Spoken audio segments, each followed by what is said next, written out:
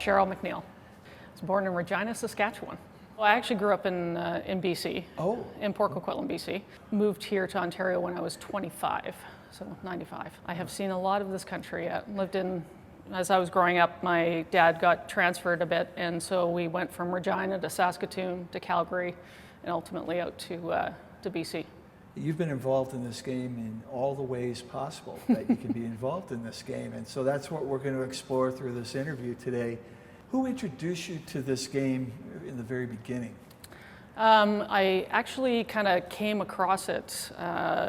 It was our Fraser Valley Championships for basketball, and we had just won. And a friend of our coaches, basketball coach, was sitting in the stands and had her field lacrosse stick there.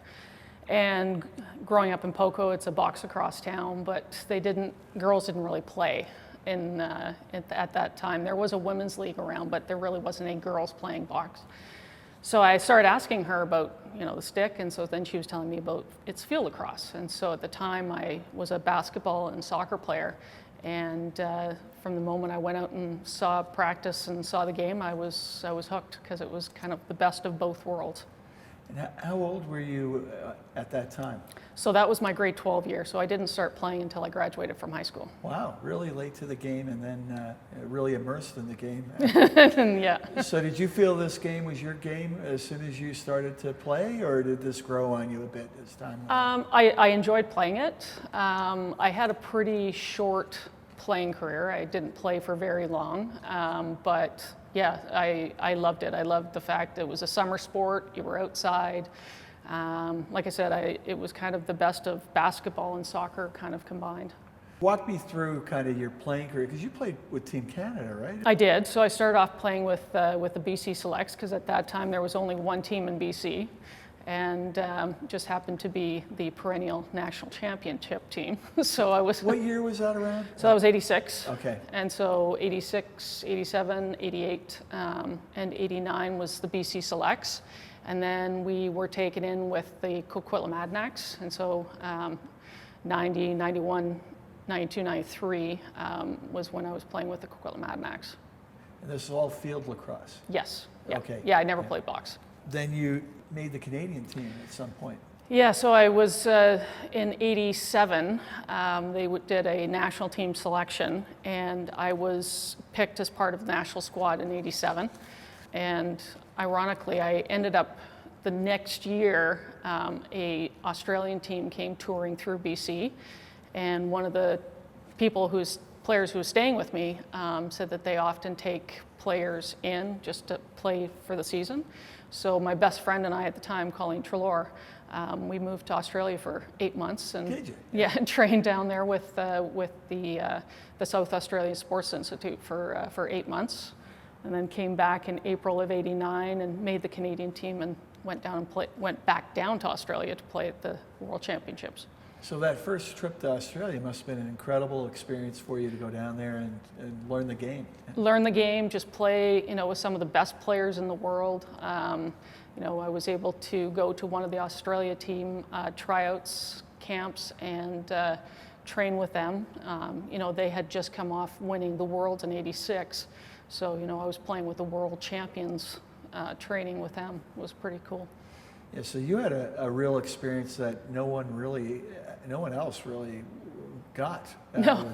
Being immersed at the national team training camp for Australia and yeah, down there. So pretty fortunate. What a great way to get introduced to the game and use your natural talent and bring that out. So you played with Team Canada like a few times over the years? So in '89 I played with Team Canada, and I was a midfielder. And then apparently I was so spectacular, the next time around they asked me to play goal. So I ended up being a goaltender for the '93 team. Really? Yeah. How was that? Did you want to be a goalie? No. No, it was kind of funny. I always said to Barb Boys when I ended up playing in net with our provincial team because our goalie got hurt. And I was a soccer goalie, and they said, well, it's the same thing. And I was like, no, it is not. That ball really hurts. And so I played at the Nationals, and I guess I showed some promise. And so yeah, I ended up playing in goal for the 93 team. Wow, that's something to take that on too. Yeah. Because it's the hardest position, isn't it? It is, yeah. It really is. So your playing career went till when? So my last time I played was 97, and it was kind of at that time where girls field lacrosse was starting to take off here in Ontario, and so I transitioned into more of a coaching role at that time. So I had coached in BC from 93 till 94, 95, and then when I moved here to Ontario, I started coaching here as well. So just because we didn't have enough coaches, really. So you were involved with the U19 national team? Yes. From like 96 to 99, I see. And yeah, so I was a team manager for the 95 junior national team, and then I came on board as a coach for the 99 okay. team. And you guys came away with bronze medal? We did. Yeah, which is, quite an achievement. Yeah, we came in fourth in 95, lost in double overtime, and probably one of the most heartbreaking games. Revenged that in 99, winning the bronze medal. Where was 99 played? Perth, Australia. So in 89, I was in Perth, Australia as a player, and then 10 years later, back in Perth, Australia as a coach. And you've even coached at a U.S. college for a brief time? Very brief time. I was actually I was looking to go to teachers college, and Carol Patterson called me up and said they're looking for a coach at Medaille College, and they have a Canadian teaching program there. So I went down and coached the team while I was doing teachers college. Where's that located? Medaille is in Buffalo. I was commuting from Oshawa to Buffalo 5 days a week, so. Really? Yeah. Oh my Lord. That was kind of the beginning of my crazy driving career, but yeah. So did you know every customs official on a first name basis? It was getting pretty close. Oh, you again? Yeah, gas station attendants on the way too, yeah. Wow. Yeah. Because that's a couple hours at least. Yeah, it was about 2 hours and 10 minutes door to door. So I would drop my daughter off in the early morning and head down, and then come back. I would have practice in the afternoon, and then I'd have my classes at night, and then I'd drive home at night. Holy cow. Yeah, it was a bit crazy. Day after day after day? Yeah, so that was January through till our season ended, probably beginning of May. So it was about 5 months of driving. And the weather conditions? Yeah, there were some nights that I would get down there, and we'd have practice and the classes would be canceled because of the snow.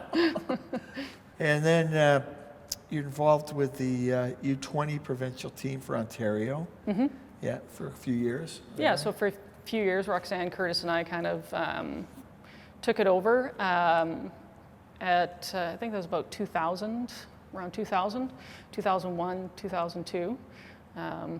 2001, Rox and I were both pregnant at the exact same time, and they always joked that they could tell us apart when they found out I was pregnant first, and then Rox goes, no, you won't, and we ended up delivering 3 days apart. Really? Yeah. Oh, my. I see you even coached at Queen's University for a bit? I did. So I was kind of involved with the University League from the very beginning. It was actually started when I was living in Cornwall for air traffic control school. And Noreen Lem called me up and said there's a group of girls in Ottawa that want to get a team going. And because, all their boyfriends were playing, so they wanted to have a team.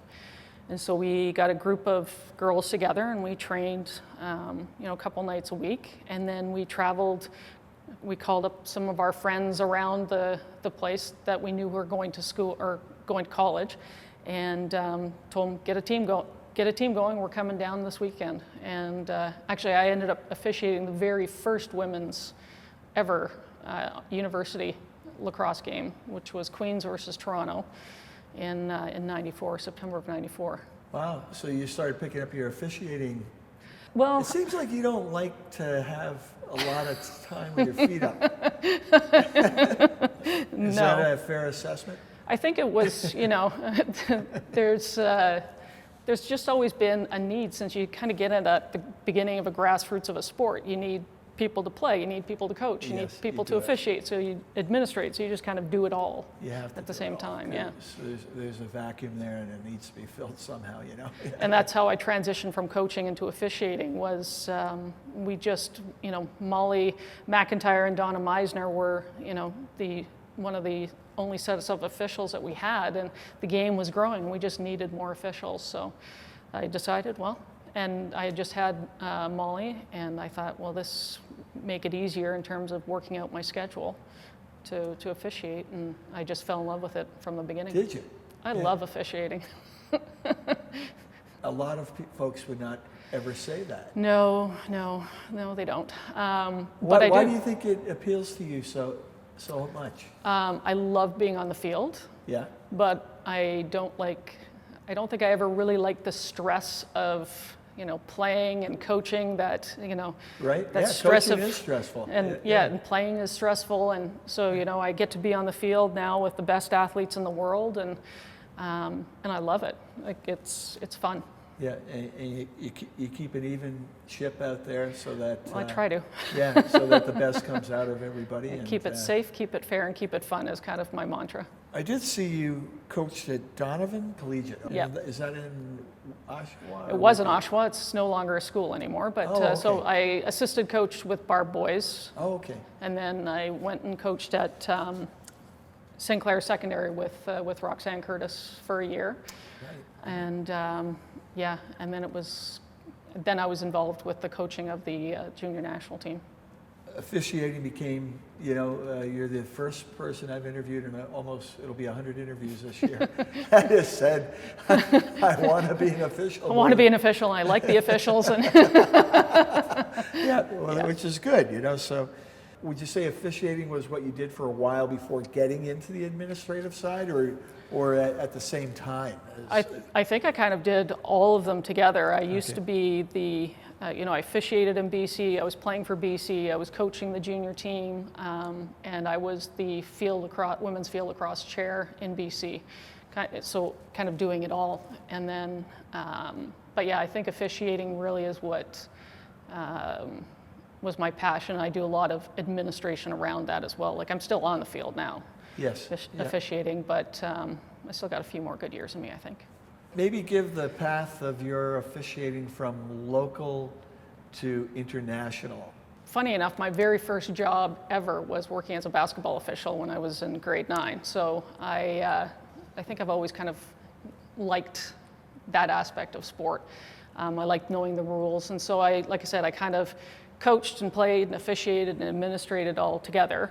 And then it was in 2001, 2002 that shortly after my daughter's heart surgery that I decided to, focus on the officiating.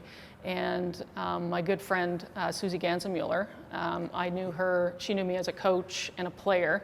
She officiated our games in '93. And she just kind of inspired me to take it further to the international level. She was a legend Yes, she was. as an official. Yeah, just Yeah, so I was very, very fortunate to have been, kind of taken under her wing, and she showed me the ropes. When did you did Canada? You did Canadian national championships and.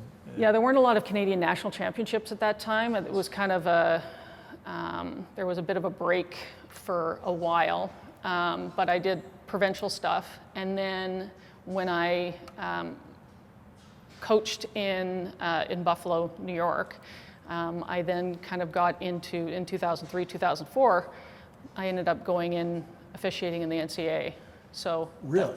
So that's where a lot of my high-level lacrosse came in. I was officiating down there for 12 years, I think. What kind of games were you doing down there? Like D1? D1, yeah. Really? Mostly D1. Wow. A lot of the Big East championships, a lot of the Ivy championships, mainly New York, Pennsylvania area.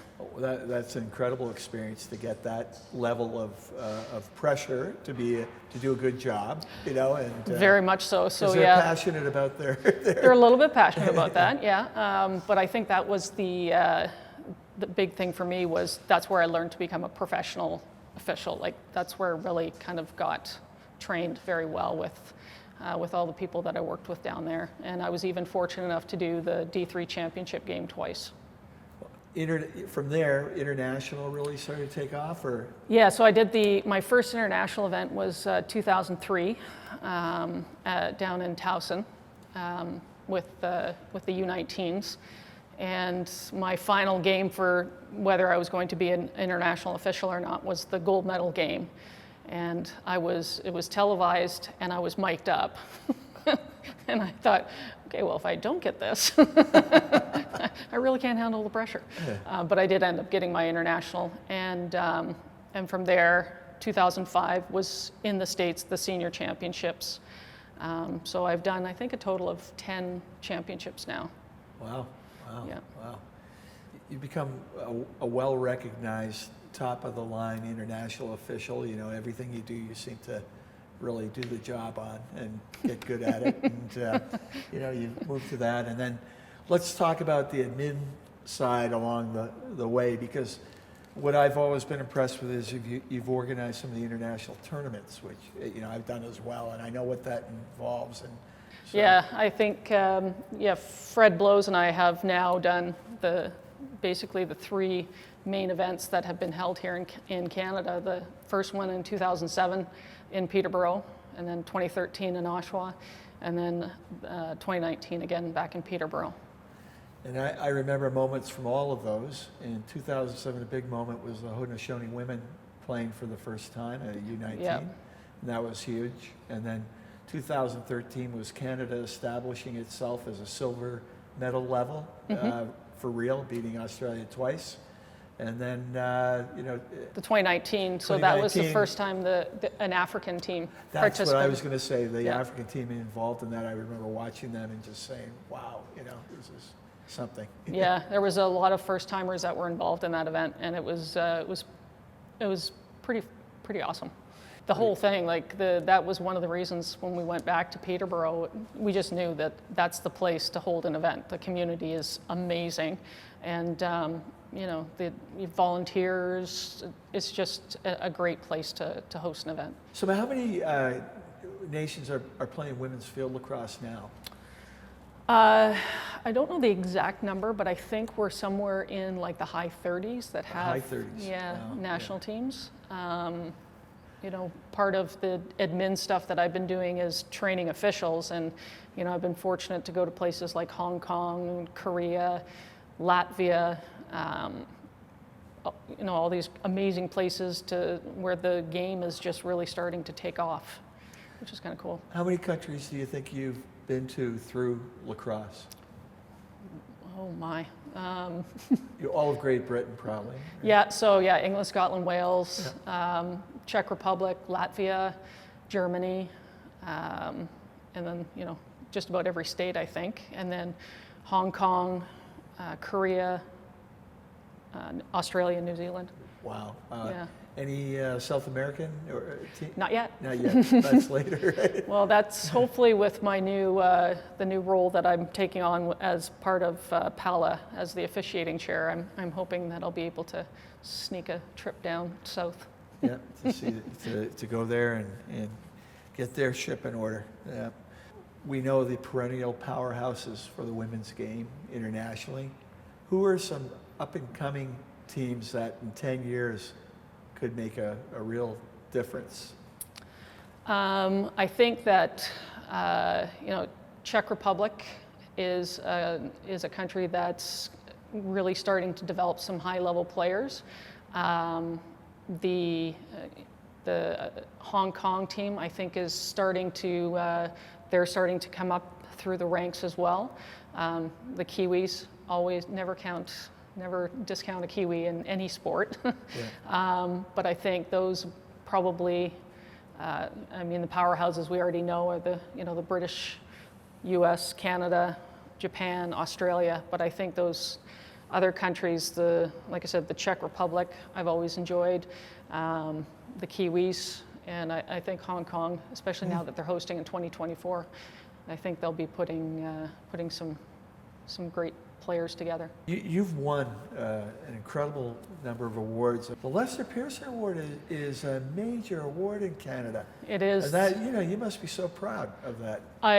Incredibly. I would say that, if you ask me what is probably the most prestigious award in Canadian lacrosse, I would have to say the Lester B. Pearson Award. It's a life achievement award, which I'm hoping that doesn't mean it's like the end of my lacrosse career, but I was pretty honored to get it. And so I received that in 2019, and when I got the phone call, they kind of asked where you would like to be presented with the award. And it was a no-brainer for me that I wanted to be presented with it at the World Championships, but specifically at an alumni dinner, surrounded by all the people that I've played with, against, officiated, coached.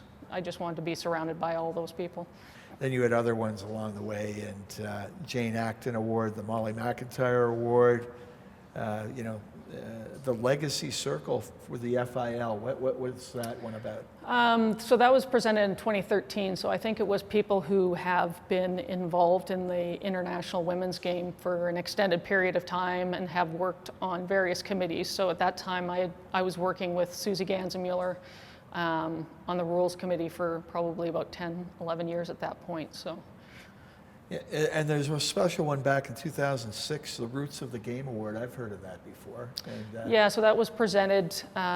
It was Lynn Orth and Donna Meisner were the co-chairs of the Ontario Women's League at the time, and it was an award that they had developed, so honoring people who had been part of the significant roots of the game.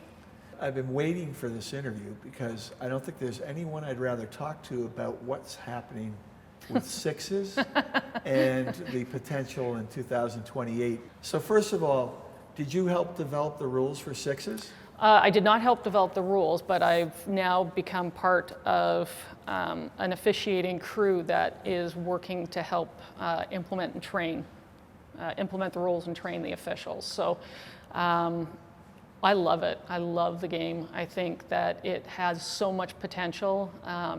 A friend of mine and a kid that I've coached, Jess Brownridge, we both kind of joke that we're born too late because it would have been a part of the game that I would have loved to have played. Yeah. It's a lot of fun. I'd like you to expand on sixes and the potential for the sport. Tell me what you think. Well, you know what, now having been part of two major events with the sixes, it just does have that great appeal, and I think it has the great possibility to bring so many new nations into the game. I've always said that the box is kind of like that, the perfect indoor version, and I said sixes, it's small, compact, it's an easy field to kind of get to know, and it's fast and exciting. I love women's field, but the sixes game is just so fast and exciting. And I think it's going to really assist places growing the game because you can get by with now 12 players to start a program. So the odds of getting something going are that much higher. Yeah, with 40 players, you can have 4 teams, right? And you've got a league of just ready to go. Yeah. So yeah, that's the next thing is that we, through PALA, we're looking at, the sixes, I think, is going to be that great introductory type game that, later you can go into box, you can go into field, but on its own, I think it's a great version of the game.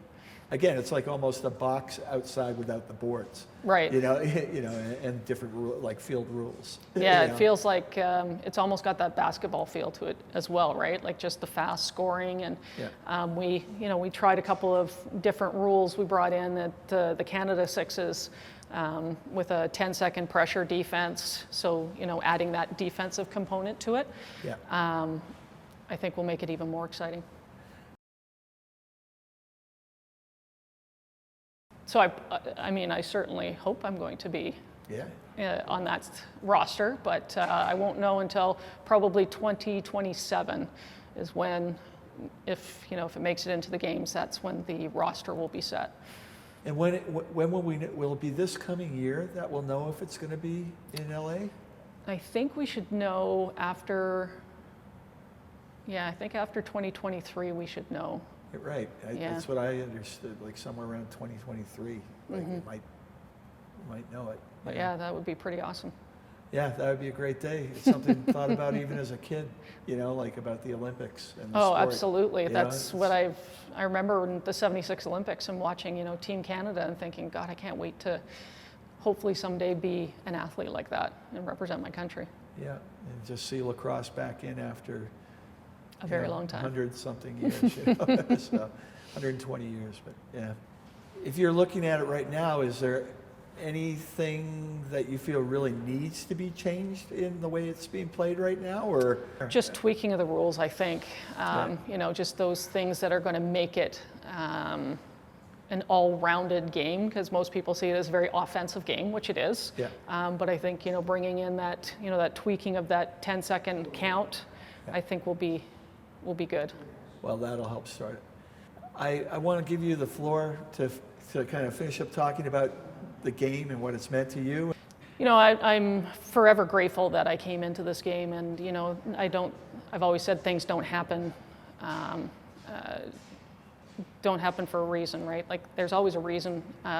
You know, that friend of my coaches came to the game. I saw the stick, you know, came out. Through that, I've traveled the world. I have friends all over the world now. Some of the greatest mentors and people that I've worked with and I've been blessed to know. Through this game, I've also really become more in touch with the Indigenous community in this country. So I'm forever grateful with that. I think that's helped me to become a better official in the game. I think it's helped me to become a better teacher. So yeah, I think that gratitude is something I try to begin my day with each day, and probably one of the things I'm grateful for is the game and everything that it's brought me.